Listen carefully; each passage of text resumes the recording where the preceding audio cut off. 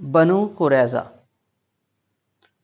خندق کے باہر اجڑے ہوئے خالی ابو سفیان کی فوج کے پڑاؤ پہ صبح کی خنک ریشمی روشنی اتری اور مسلمانوں نے شکر کے ساتھ نماز فجر پڑھی۔ طوفان تھم گیا تھا، ہوا میں ٹھنڈک اور امن کی خوشبو تھی۔ ایک مہینے کے تھکے خستہ ہوئے مسلمانوں کے چہروں پہ فتح یابی کی سنہری دھوپ تھی۔ لوگ اپنے گھروں میں آرام کرنے چلے گئے۔ آقا صلی اللہ علیہ وآلہ وسلم نے بھی عسکری لبادہ اتار دیا۔ ظہر کے وقت ام المومنین ام سلمہ رضی اللہ تعالی عنہا کے گھر میں غسل کر کے نکلے تو سامنے جبرائیل علیہ السلام سر پہ امامہ باندھے کھڑے تھے۔ آقا صلی اللہ علیہ وآلہ وسلم سے گویا ہوئے، آپ نے ہتھیار اتار دیے؟ فرشتوں نے ابھی نہیں اتارے۔ حکم ہے آسمان کا کہ بنو قریظہ کو اس کی بد عہدی پہ جا لیا جائے۔ اپنے لوگوں کو ادھر یلغار کا حکم دیجیے، میں ادھر جا کے ان کے دلوں میں ہیبت ڈالتا ہوں۔ ابن ہشام عیون الاثر البدایہ والنہایہ۔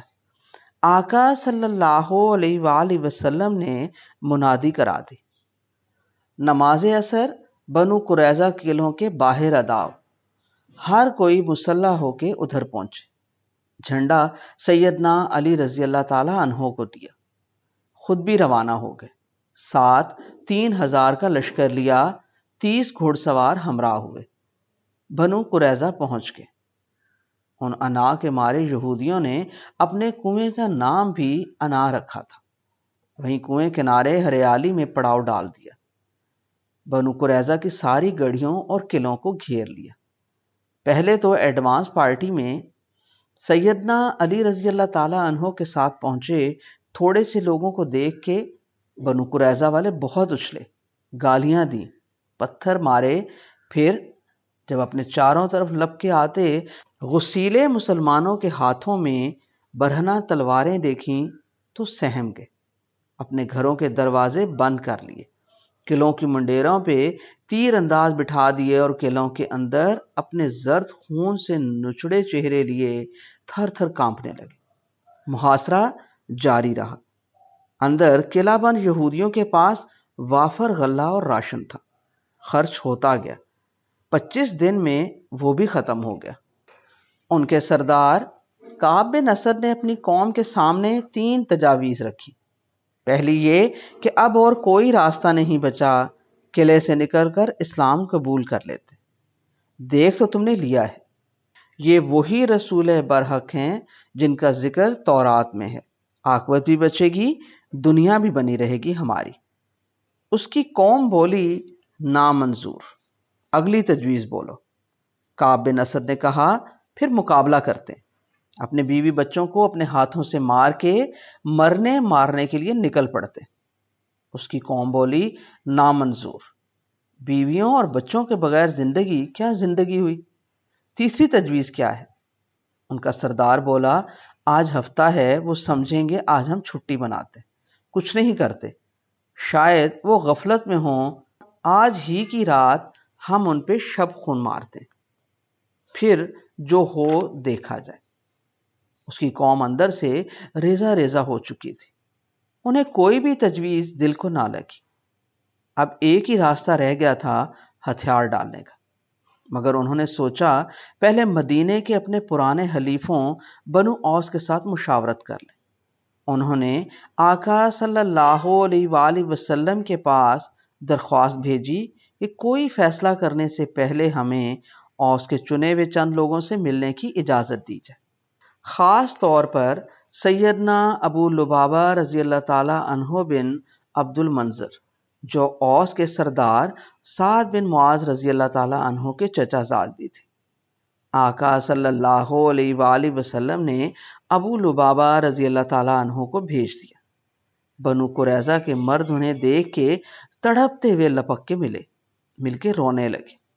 عورتیں اور بچوں نے دھاڑے مار مار کے رونا شروع کر دیا۔ سیدنا ابو لبابہ رضی اللہ تعالی عنہ کا دل بھر آیا۔ بنو قریظہ والے پوچھنے لگے کیا لگتا ہے ہمارا کیا بنے گا؟ ابو لبابہ رضی اللہ تعالی عنہ کچھ دیر تو چپ رہے، ان کے ماتھے پہ پسینہ آیا، ہونٹ خشک ہو گئے۔ وہ بنو قریظہ کی عین جنگ میں بد عہدی، اعلانیہ عہد توڑنے اور محاصرہ کو طول دینے کے سب حقائق سے واقف تھے۔ کیا کہتے؟ کچھ بولے نہیں۔ ماتھے کا پسینہ جو اس غیر معمولی صورتحال میں جنوری کی ایک شام کو بھی آ گیا تھا، پوچھتے ہوئے، ان کا سوال دہراتے ہوئے، کیا بنے گا کہتے ہوئے اپنی ایک انگلی گردن پہ پھیری اور چلے آئے۔ ان کے پیچھے عورتیں اور بچے صدمے سے گر گئے۔ مرد اشارہ سمجھ کے اپنے قدموں پہ کھڑے نہ رہ سکے۔ ابو لبابہ رضی اللہ تعالیٰ عنہ کو واپسی سمے خیال آیا، یہ تو خیانت ہوگی۔ احساس جرم اندر ہی اندر اتنا بڑھا کہ مسجد نبوی میں جا کر زاروں قطار روتے ہوئے مسجد کے ایک کھجور تنے کے بنے ستون سے خود کو باندھ لیا۔ قسم کھا لی، جب تک خدا میری توبہ قبول نہیں کرتا اور رسول خدا صلی اللہ علیہ وآلہ وسلم خود اپنے ہاتھوں سے مجھے نہیں کھولتے، بندھا رہوں گا۔ نماز اور ضروری حاجات کے لیے خود کو کھلوا لیتے، کھانا پینا بند کر دیا۔ لاغر سے لاغر ہوتے گئے، بندھے رہے۔ آقا صلی اللہ علیہ وآلہ وسلم کو تفصیل سنائی گئی۔ آقا صلی اللہ علیہ وآلہ وسلم نے فرمایا، میرے پاس آ جاتے تو میں ان کے لیے استغفار کرتا۔ اب انہوں نے رب پہ معاملہ چھوڑا ہے، رب کو ہی فیصلہ کرنے دو۔ ابن ہشام، عین الاسر، البدایہ والنہایہ۔ ادھر بنو قریظہ نے ہتھیار ڈال کے اپنے ہی قلعوں کے باہر قطار بنا لی۔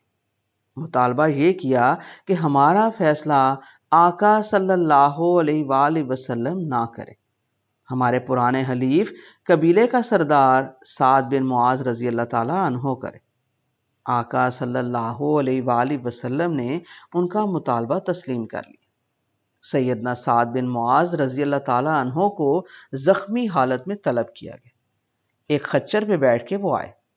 اب جس جگہ وہ پہنچے وہ عدالت بن چکی تھی۔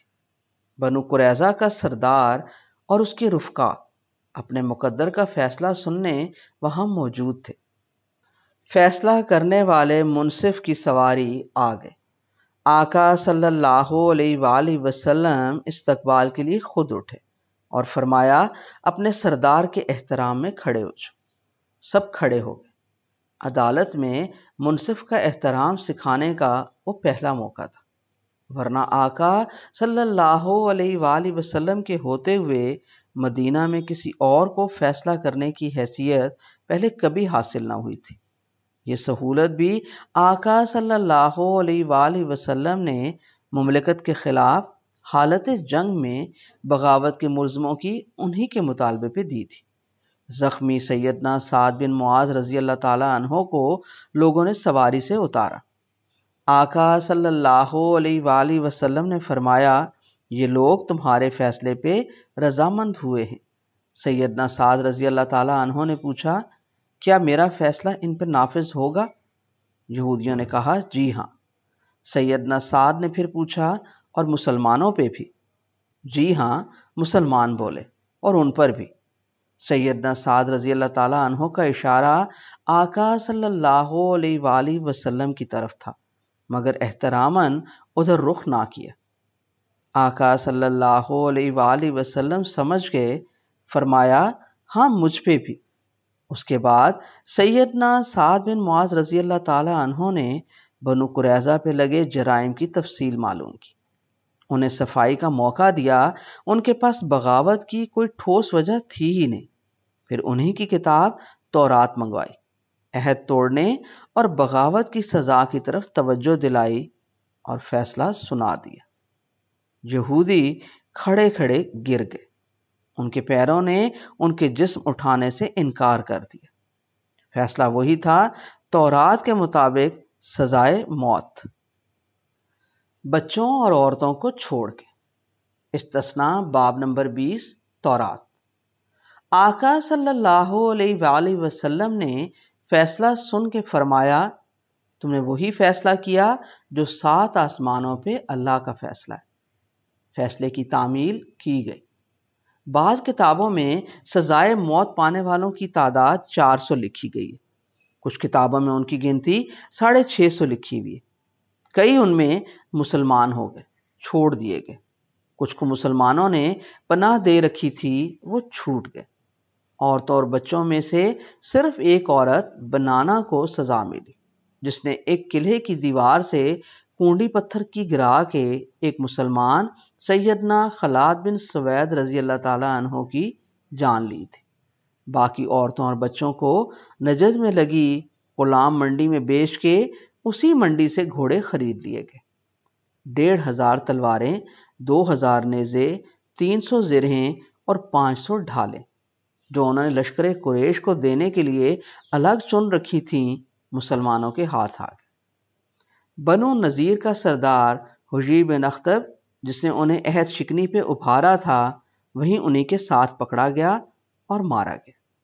اللہ نے 7 آسمان اوپر لکھا نہ فیصلہ نافذ کر دیا۔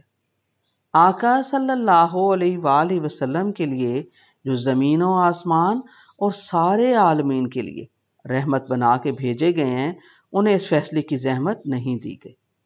رحمت کل کو رحمت للعالمین بنائے رکھا۔ ابو لبابہ رضی اللہ تعالیٰ عنہ رحمت للعالمین کی بجائے رب العالمین سے عفو اور درگزر کی درخواست لیے مسجد کے ستون کے ساتھ بندھے تھے۔ 6 دن گزر گئے۔ ابو لبابہ رضی اللہ تعالیٰ عنہ سوکھ کے کملا گئے، روتے رہتے، کھاتے پیتے کچھ نہ۔ 7ویں صبح آئی تو آسمان سے ان کی توبہ کی قبولیت لے کر آئی۔ آقا صلی اللہ علیہ وآلہ وسلم سیدہ ام سلمہ رضی اللہ تعالیٰ عنہا کے حجرے میں تھے۔ سیدہ رضی اللہ تعالیٰ عنہا کو خوش دلی سے بتا دیا۔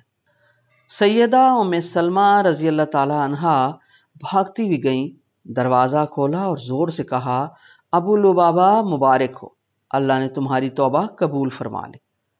ابو لبابہ رضی اللہ تعالیٰ عنہ کی چیخیں نکل گئی، روتے ہوئے بولے، قسم یہ بھی تھی کہ آقا صلی اللہ علیہ وآلہ وسلم اپنے ہاتھوں سے کھولیں گے تو کھلوں گا۔ آقا صلی اللہ علیہ وآلہ وسلم تشریف لائے، روتے ہوئے بے سدھ ہوئے ابو لبابہ رضی اللہ تعالیٰ عنہ کو خود کھولا۔ زرقانی سیدنا سعد بن معاذ رضی اللہ تعالیٰ عنہ، جن کو خندق کی جنگ میں حبان بن عبد مناف نے طاق کے تیر مارا تھا، انہوں نے دعا کی تھی اس وقت کہ اے اللہ، مجھے اس وقت تک موت نہ دینا جب تک بنو قریظہ کی ذلت و رسوائی سے میری آنکھیں نہ ٹھنڈی ہو جائیں۔ اللہ نے فیصلہ ہی ان سے کرا دیا۔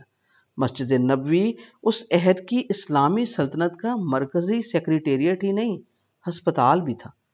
غیر مسلم خاتون ان کی نگہداشت کر رہی تھی۔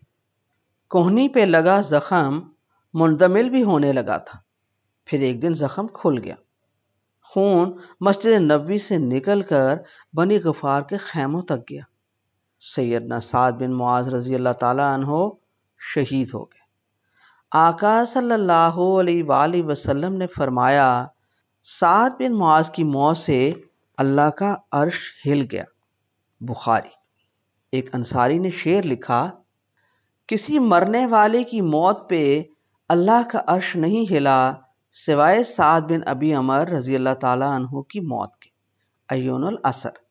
ان کی قبر سے مدتوں مشک کی خوشبو آتی رہی، جب تک لوگوں کے دلوں میں مشک و عنبر اور لوبان بھری محبت کے دیے جلتے رہے، آقا صلی اللہ علیہ وآلہ وسلم اور ان کے پروانوں کے لیے۔